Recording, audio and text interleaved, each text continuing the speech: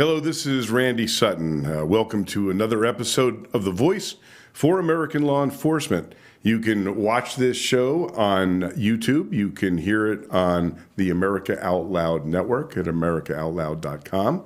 You can see it on Facebook, too, if you want. And on this show, we talk about all things law enforcement, news, and information. I'm Randy Sutton. I am a 34-year police veteran. I am the author of A Cop's Life and the founder of the Wounded Blue, the national assistance and support organization for injured and disabled law enforcement officers. Welcome to another episode. I'm going to start today's show a little differently with, sometimes I call it my view from the blue. But I have a message for America. And that message is this. It is time for unity. It is time for America to stand up and stand together with its law enforcement. We've seen years now of a massive surge in violent crime across America. We have seen a concerted effort by many political-leaning politicians from the head of the government of the United States downward through local political groups to demean law enforcement, to dehumanize law enforcement. And the reality is this: when we do that as a nation, we make our entire country less safe for all of us. And that's why I call for unity now. Because without our country coming together, without our nation uniting together and behind our law enforcement officers throughout the nation, then we will give in to what many on the political left wish, and that is to divide our country and create the opportunity for a massive upheaval in our nation's safety. Now let's look at the realities. We've seen major crime going up, violent crime in almost every American major city, from Los Angeles to San Francisco to Portland to New York City, Minneapolis, across the nation. And much of it is based on the false narrative that has been placed before the American people by a media that is very complicit with the political left, and that is to put forth the message that there is systemic racism in policing across the nation. The reality is this: I can tell you from being a 34-year police veteran that there are people that wear the badge that shouldn't. There are people that wear the badge that do harbor racist concepts. That is an individual basis. Systemic racism in law enforcement doesn't exist. In fact, we are seeing a more diverse police profession now than ever in history. And that's a good thing. But we together, as a nation, must band together in the common unity of safety, of public safety, of being concerned about each other. When I talk about being concerned about each other, I'm talking about the policing world and the people of this nation. When the father of modern policing, Sir Robert Peel, created the concept of a modern police service back in London in the 1800s, he came out with a very important phrase in the conceptual phase of creating the London Metropolitan Police Department, Scotland Yard. He said, "The people are the police and the police are the people." Never before is that phrase been more poignant than it is today. Because the police cannot make the world, our country, safe without the people standing behind them and together with them, shoulder to shoulder. I want to tell you about an incident that just occurred which I think points out the incredible courage that a group of people showed in defending some of their police officers. I just returned from Whitcomb County in Washington State. An incident occurred there that we're actually going to be talking about a little later on the show, but I want to tell you about it because it is something that I feel is important for the American people to have highlighted. Let me give you the brief episode of what happened here. There was a neighbor dispute between two neighbors in this rural area of Whitcomb County. And this individual was burning leaves in his property, and the smoke was blowing over into his neighbor's property. So the neighbor came out, he was highly intoxicated, and told his neighbor that he wanted him to stop burning leaves. When he was told that that wasn't going to happen, he went back into his home and retrieved a shotgun, a 12-gauge shotgun, and began firing up into the air. The police were called, 2 deputies. And when they showed up, they were making their plan. The individual who had done the shooting was now back in his residence. And as of this moment, all they had was a misdemeanor crime of firing up into the air. So while they were making their strategy to how to deal with this, suddenly they were ambushed. The individual with the shotgun opened fire on them from the house, striking them both in the head. Now, fortuitously, there was some distance between the shooter and the officers, and he was using, in the shotgun, he had birdshot instead of a higher level of munitions. But it hit the officers in the head, in the eyes, and both the officers went down. These 2 officers, these 2 deputies, were in the most precarious situation that a police officer can imagine. Didn't have their vision. They were literally sitting ducks and waiting for the individual to come back out and finish them off. At this point, neighbors came to intervene. One neighbor armed himself with an AR-15, another with a pistol. And together, they created a safety for these officers by opening fire and providing cover fire for these officers, engaging the suspect. A third neighbor led them to safety. And because of the bravery and the willingness to get involved, these officers were saved. I visited with these officers in my role as the founder of the Wounded Blue, the National Assistance and Support Organization for Injured and Disabled Officers.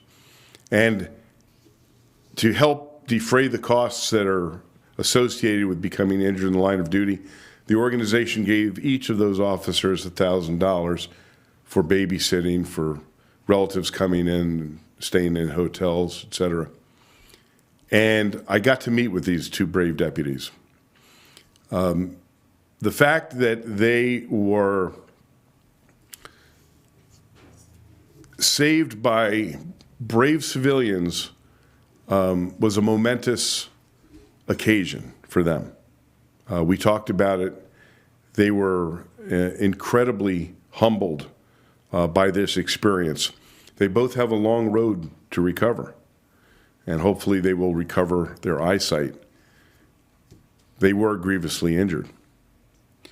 But this bravery, this courage shown by these 3 people, just common citizens, shows that there is a willingness in America to stand up for your police. Now, courage shows in many ways. This bravery was a physical act of courage where they actually braved gunfire in order to help these deputies. But courage can take many forms. The courage to stand up for what you believe in. The courage to stand and vocalize your support for your law enforcement officers. And so, America, I ask you this. I ask you to get involved. I ask the silent majority to break the silence and tell the world that you support your law enforcement officers. This is the only way that we will be able to effect the change in this country that is necessary for the public safety for all of us. And that is my view from the blue. We're going to move right into some news stories. Just as a follow-up for what I just told you about those two deputies in Washington, I found it very interesting that this headline came up today. Washington deputies file civil suit against suspect who shot them both in the head. The civil suit seeks compensation for medical costs, loss of income, and pain and suffering. This is from the Bellingham Herald, Bellingham, Washington. Two Whitcomb County Sheriff's Office deputies who were shot in the face while responding to a call in the Peaceful Valley neighborhood are bringing a civil lawsuit against the man who is charged with shooting them. The two deputies, Jason Thompson and Ryan Rathbun, and their attorney, Daniel Horn of Campeche Andrews Horn, announced the civil lawsuit against Joel Burke Young in a press conference Friday, March 4th in Seattle. Afterward, they spoke with the reporters from the Bellingham Herald. We have filed a suit against Joel Young for assault and battery of officers, Thompson and Rathbun, in the line of duty, when what they were trying to do was de-escalate the situation. Young has already been criminally charged with 2 counts of attempted premeditated first-degree murder, 1 count of first-degree assault while armed with a firearm, 1 count of second-degree assault while armed with a firearm, 1 count of felony harassment, and 6 counts of reckless endangerment in Whatcom County Superior Court. He has pleaded not guilty, and a jury trial is tentatively scheduled for April. Now, I wanted to highlight this, the fact that these officers are filing civil suit against the man that assaulted them. And it's an important topic because it is one that should be used much more frequently within the criminal justice system than it is. Remember, your police are people. They are citizens just like all of us. And they have the right to file civil lawsuits when they are wronged. And this is an example of that. One thing we certainly know is that when the police use force against citizens, very often, no matter what the circumstances are, a civil lawsuit is filed, and there are major compensation issues that come up as a result of that. So why shouldn't the police go after those who physically assault them? I believe if law enforcement did this on a more frequent basis, we would see a diminishment of the assaults against them.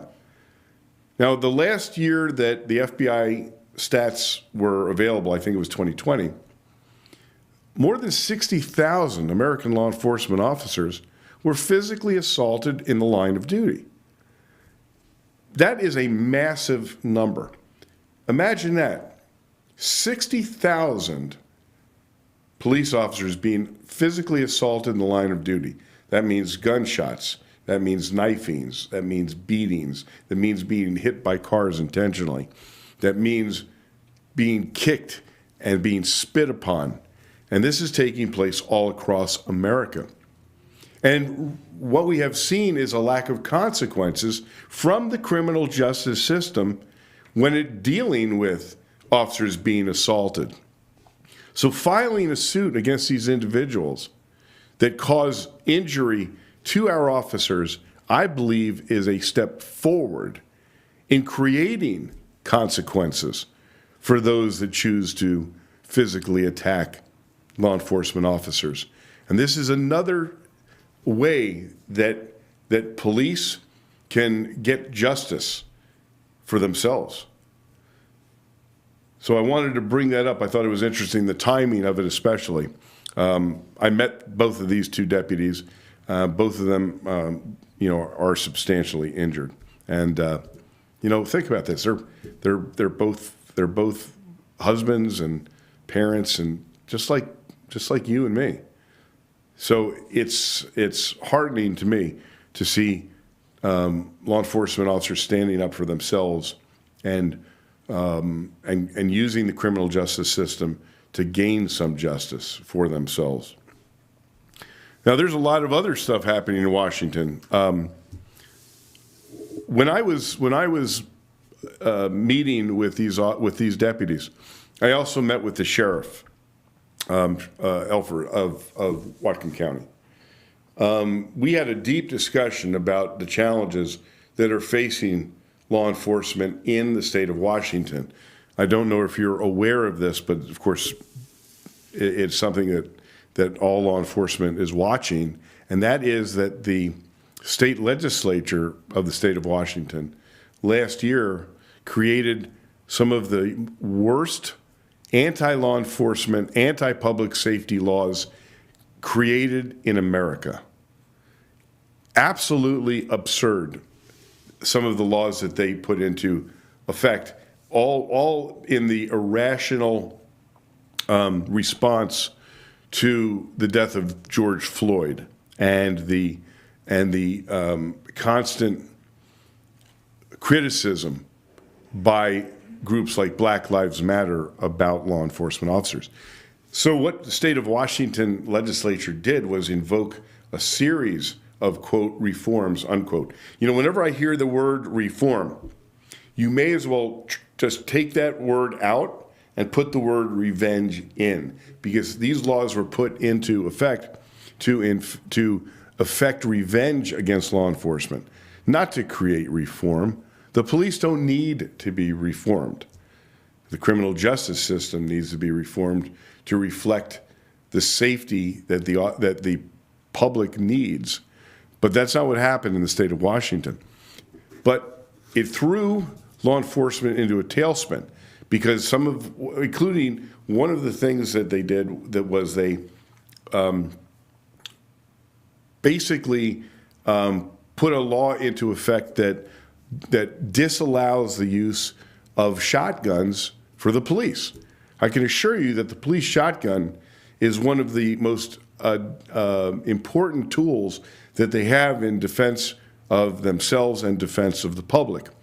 But because of the outcry from using, believe it or not, low lethality ammunition, such as beanbag rounds, what the goofballs in the state legislature did was simply outlaw the use of those caliber weapons that are greater than 50 caliber, not taking into consideration the fact that a 12-gauge shotgun is higher than 50 caliber.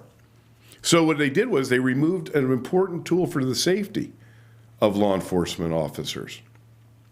It shows you that the thinking that went along with this rush to create an anti-law enforcement series of laws.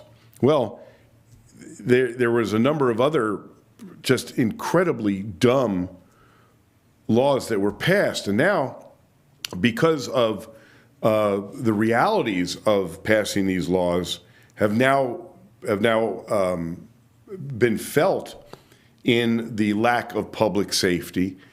The state legislature now has to eat some crow and change some of those laws, and that's what just happened here. I'm going to read this.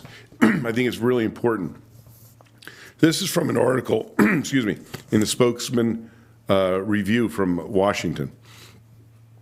Washington governor signs bill clarifying last year's police reform laws. And Jay Inslee, the governor there, is pretty much an anti-law enforcement radical himself. He's just been drinking the Kool-Aid, just like some of the morons in the state legislature that wrote these laws, and he just signed them. Just signed his name to them. So he's no peach either. Two bills that would tweak. I love the way they're minimizing what they did. Two bills that would tweak police reform measures passed last year are now law after Governor Jay Inslee signed them Friday. Two other, more controversial bills dealing with the definition of, quote, use of force, unquote, still are making their way through the legislature. Inslee on Friday signed a bill that clarifies the use of physical force against a person who needs mental health assistance. He signed another bill that allows law enforcement agencies to use and acquire ammunition of .50 caliber or greater and other types of firearms 50 caliber or greater. And this is his quote. When we take steps forward, we learn and we improve. I'm glad legislators have had an open mind to listen to what is actually happening in the field and to respond. After the legislature passed a sweeping package of police reform, there's that word again, legislation last year, law enforcement agencies expressed concern that officers were unable to do their jobs under the new rules. They pushed for clarity on a number of topics, including the use of force, vehicular pursuits, and military equipment. Most people could agree that more clarity was needed to allow officers to use physical force to respond to mental health calls, but disagreement remained on the definition of physical force. And of course, families of those killed by police say law enforcement agencies are exaggerating their confusion with the law because they don't want to change. One bill that passed 32-16 in the state Senate on Friday would define physical force, something not clearly defined in last year's laws, and when it can be used. All those voting against the bill were Democrats. That's my shocked look, by the way. When it can be, all those voting against the bill were Democrats, as many took issue with the language indicating when an officer can use physical force to stop a subject fleeing from a scene. Let me give you a real-world example. Just days after these laws were passed, police responded to a homicide scene, a murder. A witness saw the suspect running into a wooded area. A police canine was on the scene, but because of these new laws, they were unable to deploy the canine because that is considered a use of force. As a result, the suspect escaped. These are the real-world examples of the laws that were passed in Washington. The bill defines physical force as any act reasonably likely to cause physical pain or injury or any other act exerted upon a person's body to compel, control, constrain, or restrain the person's movement. It would allow officers to use physical force against a person to, quote, the extent necessary to protect against a criminal offense when there is probable cause that the person has committed or is committing the offense. Now, that's a problem. Probable cause is a legal definition. And in the heat of the moment when officers are responding to a scene, that probable cause may not exist when they are using force in order to detain someone. So that's why these new changes to these laws must be made. In fact, another bill deals with vehicular pursuits because basically in the, quote, reform laws, it just said no vehicle pursuits, which is insane. This bill that just passed allows officers to engage in vehicle pursuits when there is reasonable suspicion, which is a much broader term and one that is more consistent with laws across the country. Reasonable suspicion that a person has or is committing a violent offense, a sex offense, escape, or driving under the influence, and when not pursuing has serious risk of harm to others. And finally, all the House members voted for that. So we are seeing some changes for the better. But why, I ask you, did these reform, quote, revenge laws come into existence to begin with? It was all based on the irrational response that was put forth after the killing of George Floyd.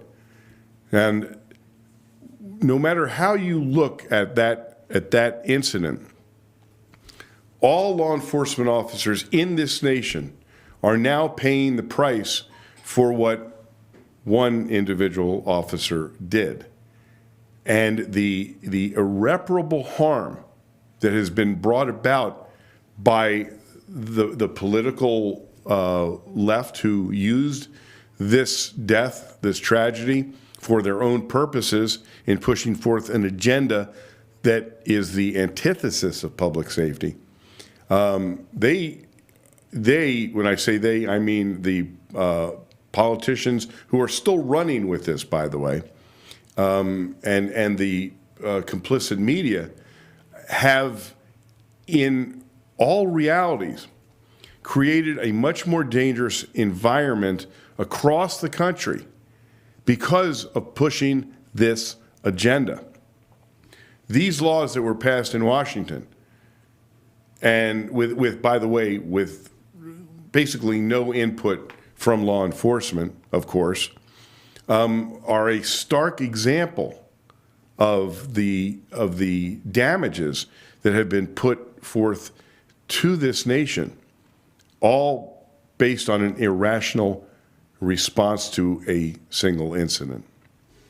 Now, you know, when I present these news stories to you, and very often I will, of course, take the law enforcement profession and try and explain to you why decisions are made, and sometimes it may seem as I am condoning behaviors that you may think are a little dodgy. So I don't want you to think that I don't completely understand that misconduct occurs within the law enforcement community. It does. I know that. I've combated it for years. Misconduct, corruption are part of the law enforcement landscape. They always have been. They always will be. Because when you deal with the human condition and you deal with people, you're always going to find those within any profession that A, shouldn't be there, or B, have made grave errors in judgment or intentionally flouted the rules, regulations, and laws. There's a saying in law enforcement that nobody wants a bad cop gone more than a good cop. And that is very, very true. And if you cumulatively look at the number of police officers who are purged from policing every year, you would be shocked. Thousands of law enforcement officers lose their jobs every year because of self-policing. And it's absolutely vital that law enforcement does that. So it takes place every single day. It gets no attention at all by the media or by the political left because it doesn't go along with their narrative. Here is an example. I'm going to read this. This is from the Associated Press. Ex-officer pleads guilty in rough arrest of woman with dementia. Austin Hopp faces up to 8 years in prison when he's sentenced in May for a second-degree assault. This has occurred out of a city close to Denver. A former Colorado police officer shown on body camera video roughly arresting a 73-year-old woman with dementia and later joking about it with colleagues pleaded guilty to assault Wednesday in a plea deal opposed by the woman's family. Excuse me. Austin Hopp faces up to 8 years in prison when he's sentenced in May for second-degree assault, although the judge has discretion to sentence him to probation or a halfway house. He had faced a mandatory prison sentence between 10 and 32 years under an original, more serious assault count he was charged with. Hopp arrested Karen Garner in 2020 after she left a store without paying for about $14 worth of items in Loveland, about 50 miles from north of Denver. Police body camera shows that after she turned away from him, he grabbed her arm and pushed her to the ground, still holding the wildflowers she had been picking as she walked through a field. The video from the Loveland Police Department's body camera footage shows Karen Garner on the ground while being arrested. The footage shows that when Hopp had Garner pushed against the hood, she tried to turn around and repeated that she was trying to go home. He then pushed her against the car and moved her bent left arm near her head, holding it, saying, "Are you finished? Are you finished? We don't play this game." A federal lawsuit that Garner filed claimed he dislocated her shoulder. The city settled for $3 million, which her family said will pay for the around-the-clock care she has needed after her condition deteriorated following her arrest. Now, I saw the body cam video for this. And then to make matters worse, later on, the officer was heard joking about injuring this woman. You know, it was an embarrassing thing to watch, even though, of course, I'm no longer a police officer myself. To watch someone utilize that degree of force on a frail woman was something that, personally embarrassed me. And this type of behavior is not condoned by law enforcement. In fact, the fact that this individual was brought up on charges internally is an example of how the police police their own. But clearly, when an individual commits an act of misconduct under the color of law, the mechanisms are in place to deal with that, and it's vitally important that we do. So, even though it's painful to me to even bring these type of stories out to you, it's a reality that if I wasn't to tell you about these type of incidents, then my credibility would be impugned, because there are two sides to the argument about law enforcement use of force.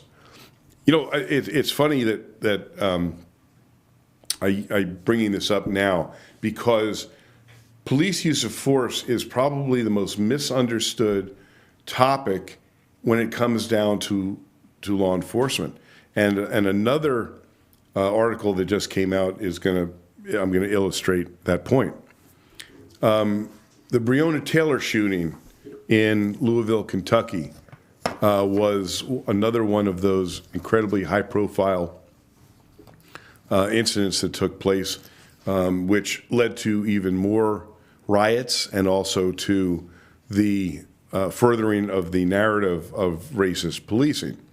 You'll remember that Breonna Taylor was shot and killed by an officer while a search warrant was being conducted. The search warrant actually involved her boyfriend, who was with her at the time that the officers made entry into the apartment. The boyfriend, even though this was a, quote, no-knock warrant, unquote, officers did knock and announce, and this was proven in court later, that they were the police and they had a search warrant. Well, the boyfriend of Breonna Taylor opened fire on the officers, hitting one of them. Officers returned fire, and inadvertently, because of the proximity where Breonna Taylor was standing near her boyfriend, who was firing at the police, she was hit and she died. A tragic occurrence, of course, but unintentional. It caused riots. It caused more and more outcry about racist policing, even though race played no factor in this. And then during that call for revenge against the police, there were multiple investigations done. Those investigations resulted in clearing most of the officers from that shooting. However, one officer was charged and brought to trial. That's what I'm going to read to you now. This is from the Associated Press. Ex-officer cleared in shooting during Breonna Taylor raid. The jury of 8 men and 4 women delivered its verdict about 3 hours after it took the case.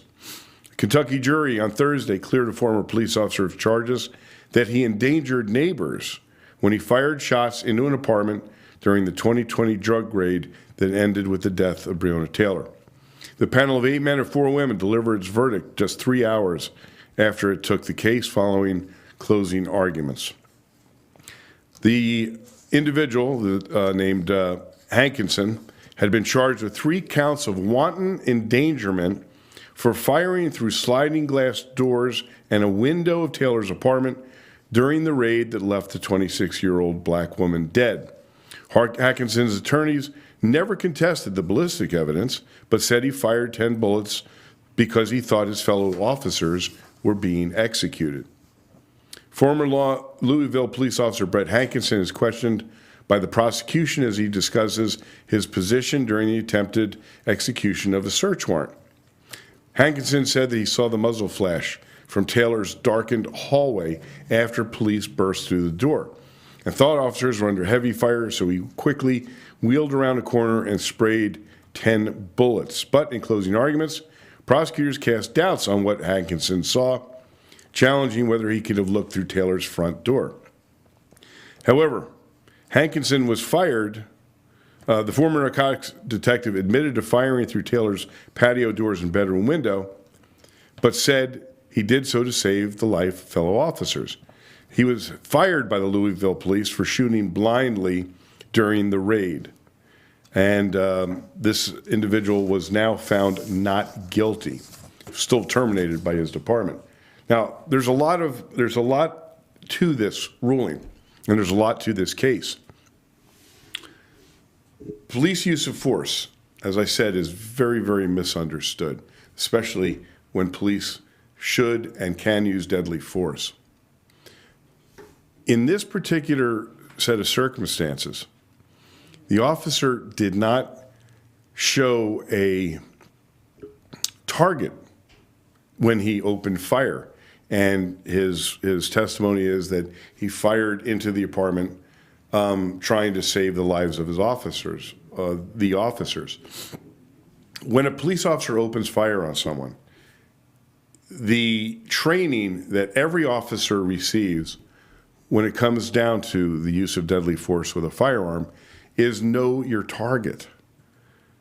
Know your target. Know the backdrop of where you are shooting, because you are responsible for where those rounds go.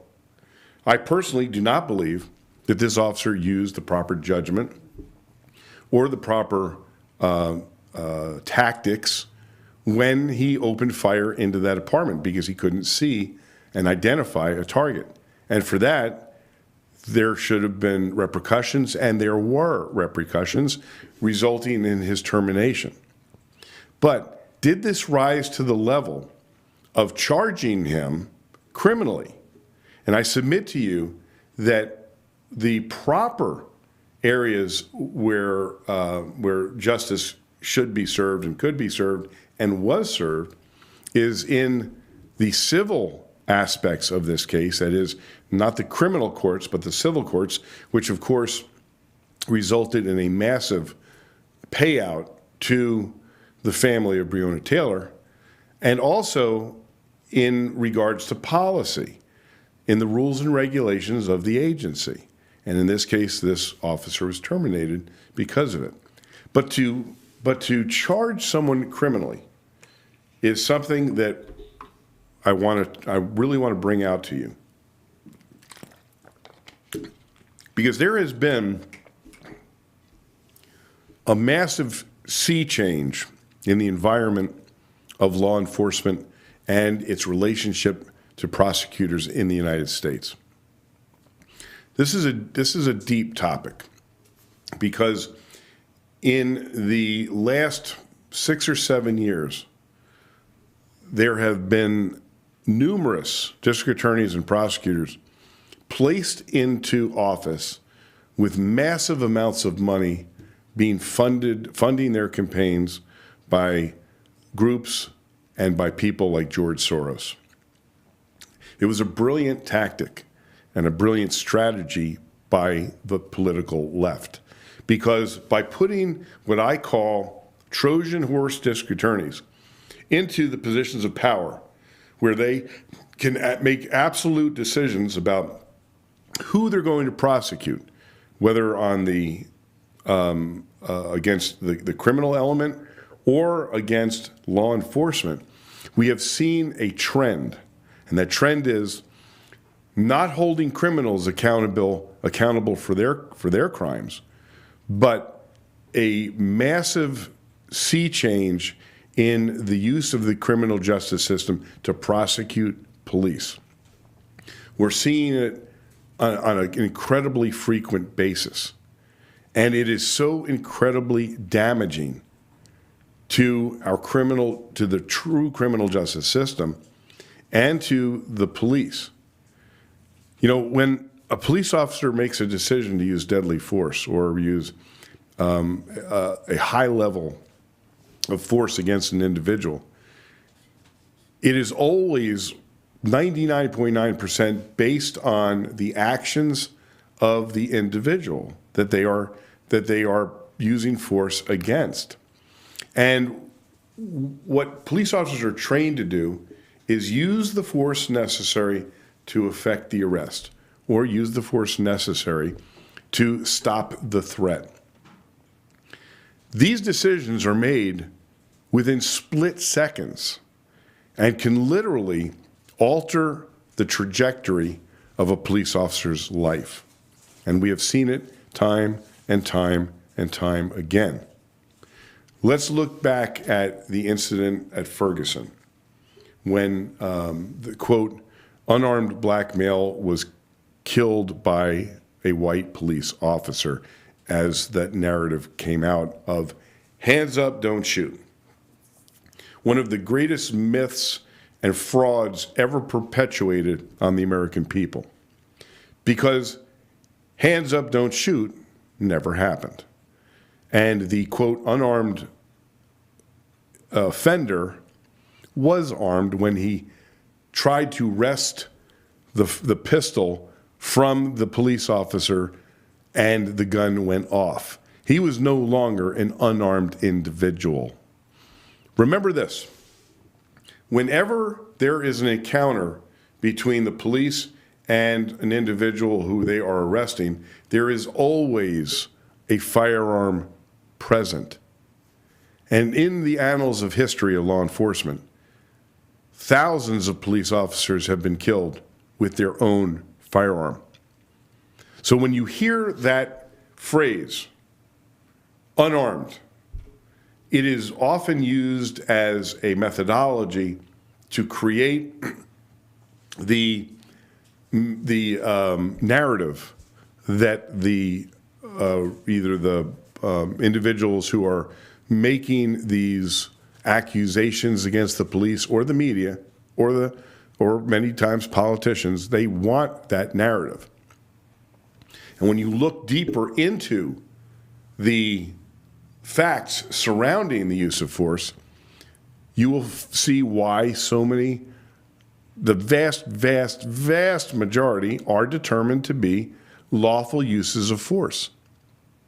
So when you have a district attorney like Chesa Boudin in San Francisco, like George Gascon in Los Angeles, like Kim Foxx, like Alvin Bragg in New York, you have district attorneys who have a political agenda. That political agenda is an anti-law enforcement political agenda.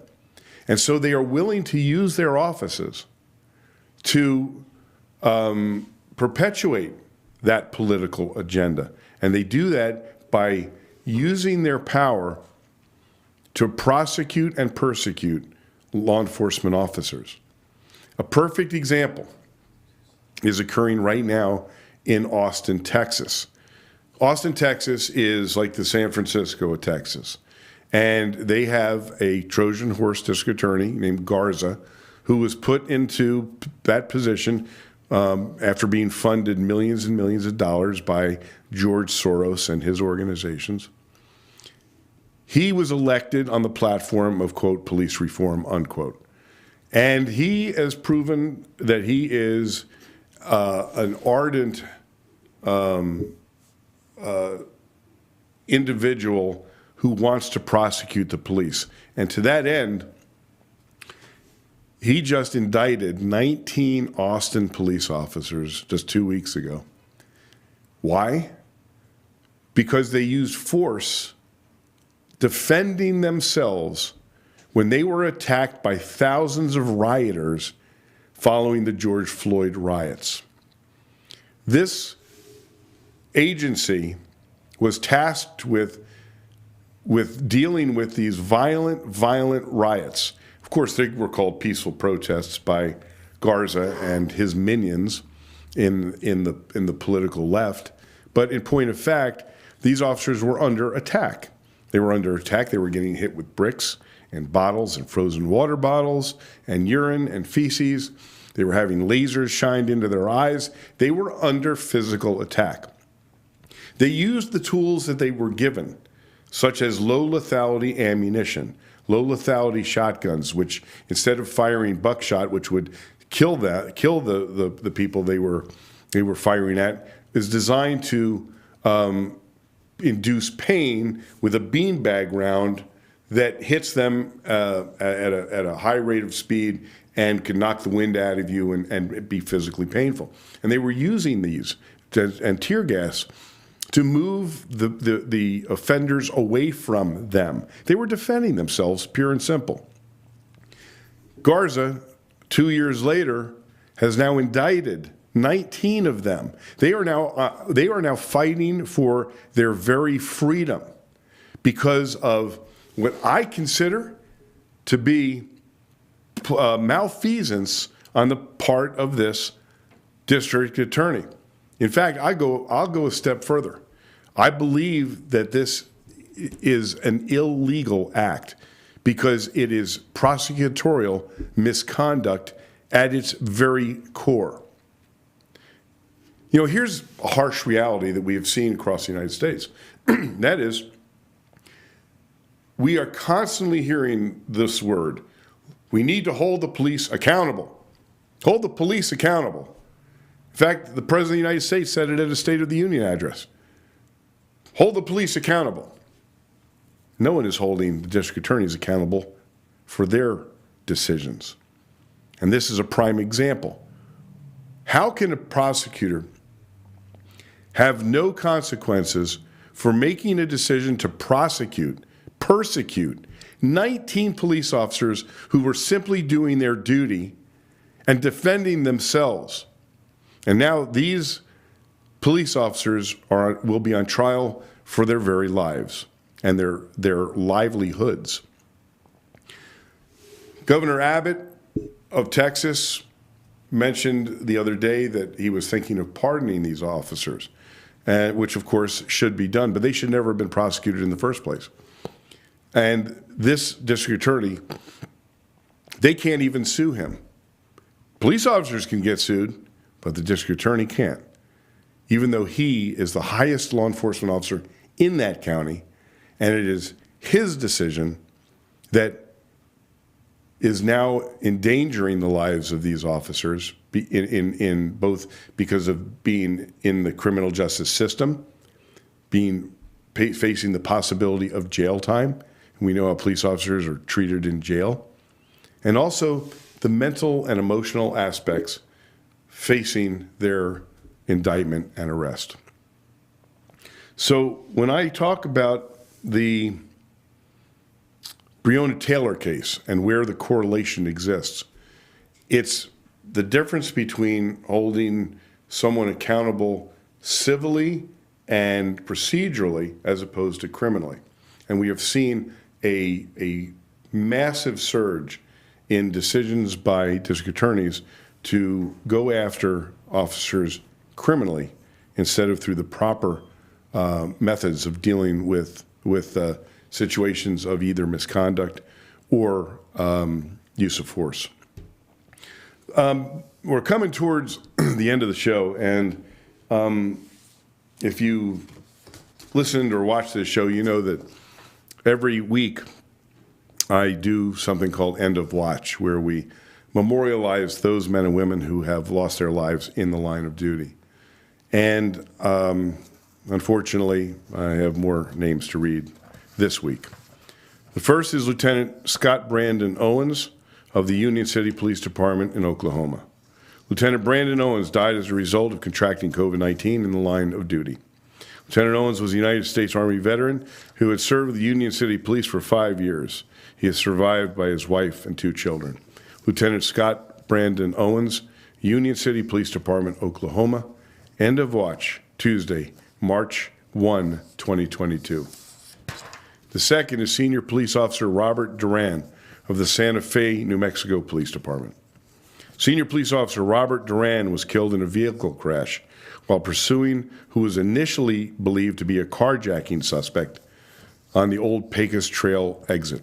Officers responding to the initial call of a carjacking and abduction located the vehicle near the intersection of Sawmill Road and St. Francis Drive. The driver led officers on a pursuit that went onto the interstate. As the vehicle continued to flee, it crossed the median and continued driving southbound in the northbound lanes until colliding with an oncoming car. 2 patrol cars were also involved in the crash. Officer Duran and a retired firefighter driving the other vehicle were killed in the crash. The driver of the fleeing vehicle and another officer were injured. It was later determined that the woman driving the car had made up the story and had told unwitting 911 caller she was being abducted. Further investigation, the woman had been charged with making a similarly false report 6 months earlier. She has been charged with 2 counts of first-degree murder and other felonies. Officer Duran has served the Santa Fe Police Department for 7 years and was assigned to the patrol section. He is survived by his wife and 2 sons. Senior Police Officer Robert Duran, Santa Fe Police, New Mexico. End of watch, Wednesday, March 2nd, 2022. And the third officer is Trooper Tamar Bucci of the Massachusetts State Police. Trooper Tamar Bucci was killed in a vehicle crash when her patrol SUV was struck by a tractor trailer in Stoneham. She had activated her emergency equipment and was moving to the side of the road to assist a stopped motorist when the crash occurred.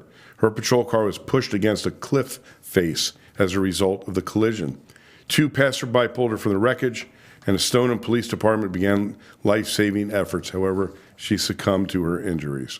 Trooper Bucci had served the Massachusetts State Police for 2 years. She is survived by her parents, sisters, stepbrother, and stepsister. Trooper Tamar Bucci, Massachusetts State Police, end of watch Thursday, March 3rd, 2022. Each of these officers gave their lives in their line of duty. May they rest in peace. So this brings us to a close, and I would urge you to do this. If you want to support law enforcement officers, if you want to actually play a role in something that can help them, go to thewoundedblue.org. That's thewoundedblue.org, and see how this organization is helping law enforcement officers across the United States. To date, we've been operational for almost 3 years. We have changed the lives, we have saved lives, and we have shown police officers across the nation that they are not alone. More than 14,000 officers have been helped by this organization. They desperately need your help, and you can play that role simply by going to thewoundedblue.org and giving there. If you want a cool shirt like I'm wearing, or a mug, or a hat, go to thewoundedblue.org and hit the shop button. So 2 things you can do. Hit the shop button, hit the donate button, and you can help law enforcement. If you are a law enforcement officer and you're facing either physical or emotional and psychological injury, please reach out to us. This is why we exist. Thewoundedblue.org. I'm Lieutenant Randy Sutton, retired, and if you want to find me, I'm easy to connect with. You can contact me yourself, Randy at thewoundedblue.org. That's Randy at thewoundedblue.org. You can hit me up at Facebook under the Voice of American Law Enforcement or the Wounded Blue page, and check us out there. This is Randy Sutton. Thank you so much for joining me again on the Voice for American Law Enforcement. We'll see you again next week.